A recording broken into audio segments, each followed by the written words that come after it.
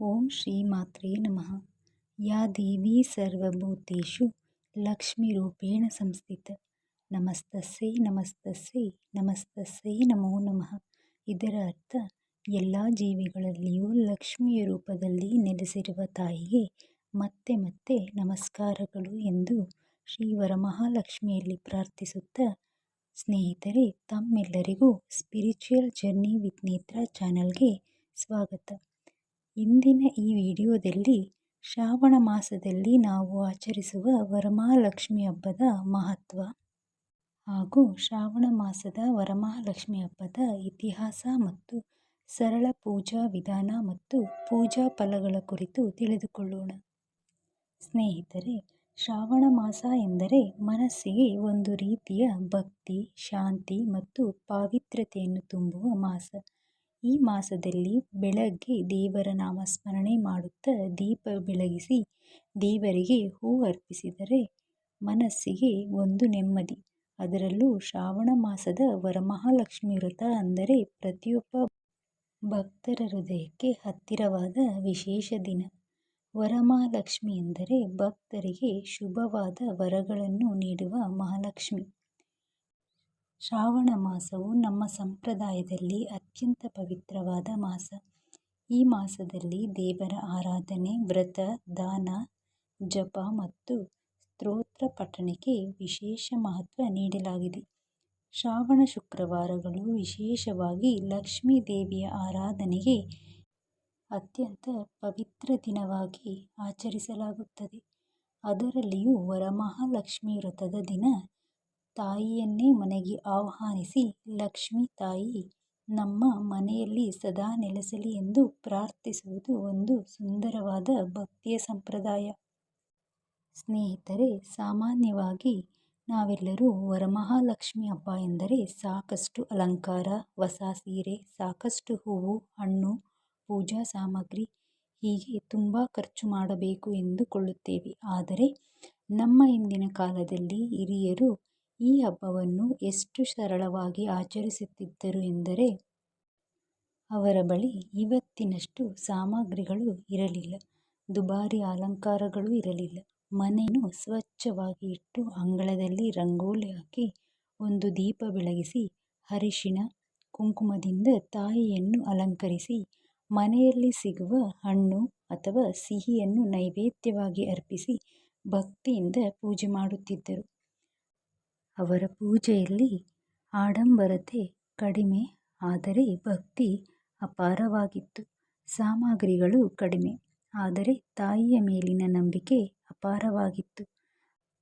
ಅದೇ ಕಾರಣಕ್ಕೆ ನಾವು ಕೂಡ ಈ ವರ್ಷ ಹೆಚ್ಚು ಖರ್ಚು ಮಾಡಿದರೆ ಮಾತ್ರ ತಾಯಿ ಸಂತೋಷ ಪಡುತ್ತಾಳೆ ಎಂದುಕೊಳ್ಳದೆ ನಮ್ಮ ಕೈಲಾದಷ್ಟು ಸರಳವಾಗಿ, ಶುಚಿಯಾಗಿ ಮತ್ತು ಭಕ್ತಿಯಿಂದ ಹಬ್ಬವನ್ನು ಆಚರಿಸೋಣ. ನಮ್ಮ ಮನೆಯಲ್ಲಿ ಈಗಾಗಲೇ ಇರುವ ಪೂಜೆ ಸಾಮಗ್ರಿಗಳನ್ನು ಬಳಸಿಕೊಂಡು ಅಗತ್ಯವಿರುವ ಕೆಲವು ವಸ್ತುಗಳನ್ನು ಮಾತ್ರ ತೆಗೆದುಕೊಂಡು 500 ರೂಪಾಯಿಯ ಖರ್ಚಿನಲ್ಲಿ ವರಮಹಾಲಕ್ಷ್ಮಿ ಹಬ್ಬವನ್ನು ಹೇಗೆ ಸುಂದರವಾಗಿ ಭಕ್ತಿಯಿಂದ ಮಾಡಬಹುದು ಎಂಬುದನ್ನು ನಾನು ನಿಮ್ಮೊಂದಿಗೆ ಈ ದಿನ ಹಂಚಿಕೊಳ್ಳುತ್ತೇನೆ. ಮೊದಲಿಗೆ ಬೇಕಾಗಿರುವ ಸಾಮಗ್ರಿಗಳನ್ನು ನೋಡೋಣ. ಮೊದಲಿಗೆ ತಾಯಿಗೆ ಅರ್ಪಿಸಲು ಸ್ವಲ್ಪ ಹೂವು ತೆಗೆದುಕೊಳ್ಳೋಣ. ನಂತರ ತೆಂಗಿನಕಾಯಿ 2, ಒಂದು ಕಳಶಕ್ಕೆ ಮತ್ತು ಒಂದು ನೈವೇದ್ಯಕ್ಕೆ, ಹಾಗೂ ಹಣ್ಣು 5 ಥರದ್ದು ಮತ್ತು ವೀಳ್ಯದೆಲೆ, ಅಡಿಕೆ, ಬಳೆ ಮತ್ತು ಅರಿಶಿಣ ಕುಂಕುಮ, ತಾಯಿಗೆ ಗೆಜ್ಜೆ ವಸ್ತ್ರ ಹಾಗೂ ಕಳಶಕ್ಕೆ ಅಕ್ಕಿ ಹಾಗೂ ಕಳಶಕ್ಕೆ ಒಂದು ರವಿಕೆ ಮತ್ತು ನೈವೇದ್ಯಕ್ಕೆ ಹೊರಗಿನ ಸಿಹಿ ತರುವ ಬದಲು ಮನೆಯಲ್ಲಿಯೇ ಇರುವ ಸಾಮಗ್ರಿಗಳಿಂದ ಪಾಯಸ ಅಥವಾ ಯಾವುದಾದರೂ ಸಿಹಿಯನ್ನು ತಯಾರಿಸಬಹುದು. ನಮ್ಮ ಕೈಯಿಂದ ಪ್ರೀತಿಯಿಂದ ಮಾಡಿದ ನೈವೇದ್ಯವನ್ನು ತಾಯಿಗೆ ಅರ್ಪಿಸಿದರೆ ಸಂತೋಷವೂ ಇರುತ್ತದೆ. ಇನ್ನು ಪೂಜೆಗೆ ಬೇಕಾಗುವ ದೀಪ, ತಟ್ಟೆ, ಕಳಶ ಇವೆಲ್ಲ ಮನೆಯಲ್ಲೇ ಇರುವುದರಿಂದ ಅವುಗಳನ್ನೇ ಬಳಸಿಕೊಳ್ಳೋಣ. ಇನ್ನು ಸಾಮಗ್ರಿಗಳೆಲ್ಲ ಸಿದ್ಧವಾಗಿದೆ. ಈಗ ನಮ್ಮ ವರಮಹಾಲಕ್ಷ್ಮಿಯನ್ನು ಭಕ್ತಿಯಿಂದ ಸ್ವಾಗತಿಸಿ ಪ್ರಾರ್ಥಿಸಿ ಪೂಜೆಯನ್ನು ಪ್ರಾರಂಭಿಸೋಣ. ಮೊದಲಿಗೆ ಪೂಜಾ ಸ್ಥಳವನ್ನು ಅರಿಶಿಣದಿಂದ ಶುದ್ಧಗೊಳಿಸಿ ಅದರ ಮೇಲೆ ಕೆಂಪು ವಸ್ತ್ರವನ್ನಿಟ್ಟು ದೀಪಾರಾಧನೆಯನ್ನು ಮಾಡೋಣ. ದೀಪವನ್ನು ಬೆಳಗಿಸುವಾಗ ಶುಭಂ ಕರೋತಿ ಕಲ್ಯಾಣಂ ಆರೋಗ್ಯಂ ಧನಸಂಪದಃ ಶತ್ರುಬುದ್ಧಿ ವಿನಾಶಾಯ ದೀಪಜ್ಯೋತಿ ನಮೋಸ್ತುತೆ ಎಂದು ಪ್ರಾರ್ಥಿಸುತ್ತಾ ದೀಪವನ್ನು ಬೆಳಗೋಣ. ನಂತರ ಪೂಜೆಗಳಲ್ಲಿ ಪ್ರಥಮ ಅಧಿಪತಿಯಾದ ವಿಘ್ನೇಶ್ವರನನ್ನು ಪ್ರಾರ್ಥಿಸುತ್ತಾ ಮಹಾಲಕ್ಷ್ಮಿಯನ್ನು ಆವಾಹಿಸೋಣ. ಓಂ ಮಹಾಲಕ್ಷ್ಮೀ ನಮಃ ಆವಾಹಯಾಮಿ ಸ್ಥಾಪಯಾಮಿ ಪೂಜಯಾಮಿ. ಇದರರ್ಥ ಮಹಾಲಕ್ಷ್ಮಿ ತಾಯಿಯೇ, ನಿಮ್ಮನ್ನು ಭಕ್ತಿಯಿಂದ ಆವಾಹಿಸಿ ಇಲ್ಲಿ ಪ್ರತಿಷ್ಠಾಪಿಸಿ ಪೂಜಿಸುತ್ತೇನೆ ಎಂದು ನಮಸ್ಕರಿಸೋಣ. ನಂತರ ಕಳಶಕ್ಕೆ ಇಡುವ ತೆಂಗಿನಕಾಯಿಗೆ ಅರಿಶಿಣ ಮತ್ತು ಕುಂಕುಮವನ್ನು ಲೇಪಿಸೋಣ. ನಂತರ ಒಂದು ತಟ್ಟೆಯಲ್ಲಿ ಅಕ್ಕಿಯನ್ನು ಇಟ್ಟು ಕಳಶವನ್ನು ಸ್ಥಾಪಿಸಿ ಕಳಶದಲ್ಲಿ ಹೂವು, ಅಕ್ಷತೆ, ಒಂದು ನಾಣ್ಯ, ಅರಿಶಿಣ ಕುಂಕುಮವನ್ನು ಹಾಕಿ ಕಳಶವನ್ನು ಸ್ಥಾಪಿಸೋಣ. ಹಾಗೂ ರವಿಕೆ ಮತ್ತು ಗೆಜ್ಜೆ ವಸ್ತ್ರದಿಂದ ಅಲಂಕರಿಸೋಣ. ತಾಯಿಗೆ ನಮ್ಮ ಸಂಪ್ರದಾಯದಲ್ಲಿ ವರಮಹಾಲಕ್ಷ್ಮಿಯ ಹಬ್ಬದ ದಿನ ಕಳಶಕ್ಕೆ 9 ಗಂಟುಗಳನ್ನು ಕಟ್ಟಿದ ಬಿಳಿಯ ದಾರವನ್ನು ತಾಯಿಗೆ ಸಮರ್ಪಿಸುವ ಪದ್ಧತಿ ಇದೆ.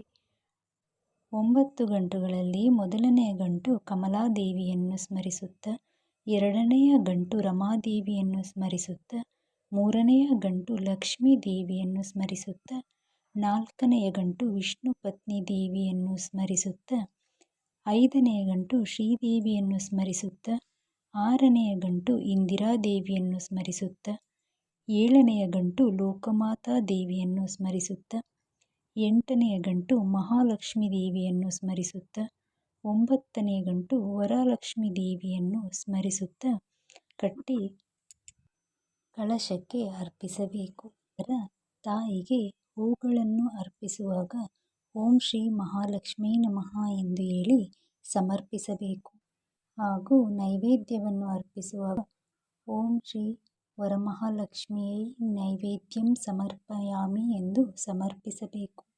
ನಂತರ ವರಮಹಾಲಕ್ಷ್ಮೀ ದೇವಿಯ ವ್ರತಕಥೆಯನ್ನು ಭಕ್ತಿಯಿಂದ ಪಾರಾಯಣ ಮಾಡಬೇಕು. ಸ್ನೇಹಿತರೆ, ಈ ರೀತಿಯಾಗಿ ಸರಳವಾಗಿ ವರಮಹಾಲಕ್ಷ್ಮಿ ಹಬ್ಬವನ್ನು ಆಚರಿಸಬಹುದು. ಇನ್ನು ವರಮಹಾಲಕ್ಷ್ಮಿ ಹಬ್ಬದ ಇತಿಹಾಸವನ್ನು ನೋಡುವುದಾದರೆ ಚಾರುಮತಿಯ ಭಕ್ತಿಯ ಕಥೆಯಿಂದ ತಿಳಿದುಕೊಳ್ಳಬಹುದು. ವರಮಹಾಲಕ್ಷ್ಮಿ ವ್ರತಕ್ಕೆ ಸಂಬಂಧಿಸಿದ ಪ್ರಸಿದ್ಧ ಪೌರಾಣಿಕ ಕಥೆಗಳಲ್ಲಿ ಚಾರುಮತಿಯ ಕಥೆ ಬಹಳ ಭಕ್ತಿಯಿಂದ ಹೇಳಲಾಗಿದೆ. ಚಾರುಮತಿ ಎಂಬ ಧರ್ಮನಿಷ್ಠೆ ಮಹಿಳೆಯು ಭಕ್ತಿ ಮತ್ತು ಸತ್ಕಾರ್ಯಗಳಿಂದ ಸಂತುಷ್ಟಳಾದ ಮಹಾಲಕ್ಷ್ಮೀ ದೇವಿಯು ಆಕೆಯ ಕನಸಿನಲ್ಲಿ ಕಾಣಿಸಿಕೊಂಡು ತನ್ನನ್ನು ವ್ರತ ಪೂಜೆಯಿಂದ ಆರಾಧಿಸುವಂತೆ ತಿಳಿಸಿದಳು ಎಂದು ಹೇಳಲಾಗಿದೆ. ಚಾರುಮತಿ ಭಕ್ತಿಯಿಂದ ದೇವಿಯನ್ನು ಪೂಜಿಸಿದಳು. ಆಕೆಯೊಂದಿಗೆ ಇತರ ಮಹಿಳೆಯರೂ ಸೇರಿ ಭಕ್ತಿಯಿಂದ ತಾಯಿಯನ್ನು ಆರಾಧಿಸಿದರು. ಈ ಕಥೆಯ ಮೂಲಕ ನಮಗೆ ಸಿಗುವ ಸಂದೇಶವೆಂದರೆ, ದೇವರಿಗೆ ದೊಡ್ಡ ದೊಡ್ಡ ಅಲಂಕಾರಕ್ಕಿಂತ ಶುದ್ಧವಾದ ಮನಸ್ಸು ಮತ್ತು ನಿಷ್ಕಪಟವಾದ ಭಕ್ತಿಯೇ ಮುಖ್ಯ.